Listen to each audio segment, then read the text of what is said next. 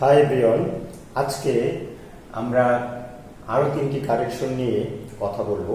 এই কারেকশনগুলো মূলত অ্যাডজেক্টিভ এবং অ্যাডভার্বের কনফিউশন নিয়ে করা।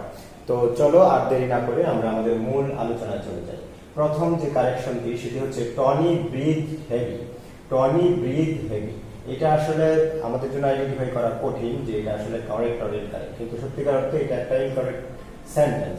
তাহলে আমরা এটাকে কারেক্ট করতে হবে কিভাবে? Tony breathe heavily. এখানে হেভি হচ্ছে অ্যাডজেক্টিভ, আর এখানে কারেক্ট সেন্টেন্সে ব্যবহৃত হবে হ্যাভিলি, নট হ্যাভি। তাহলে আমাদের কারেক্ট সেন্টেন্স হবে টনি ব্রিথ হ্যাভিলি। এবার আমরা দ্বিতীয় ইনকারেক্ট সেন্টেন্সে চলে আসি। এখানে লেখা আছে I rest comfortable in the chair. Apparently মনে হচ্ছে যে এটা একটা কারেক্ট সেন্টেন্স, কিন্তু সত্যিকার অর্থে এটা কারেক্ট সেন্টেন্স না। কারেক্ট সেন্টেন্স হবে I rest comfortably in the chair. I rest comfortably in the chair.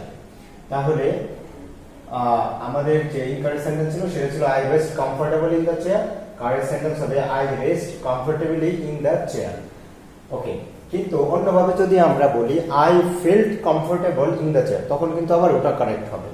এবার আমরা যে লাস্ট সেন্টেন্স আছে সেই দিকটার দিকে যদি খেয়াল করি, আমরা দেখতে পাবো এটা একটা incorrect sentence. She learned quick. She learned quick মনে হবে যেন এটা একটা কারেক্ট সেন্টেন্স, কিন্তু বাস্তবে এখানে কুইক হবে না, এখানে হবে কুইকলি।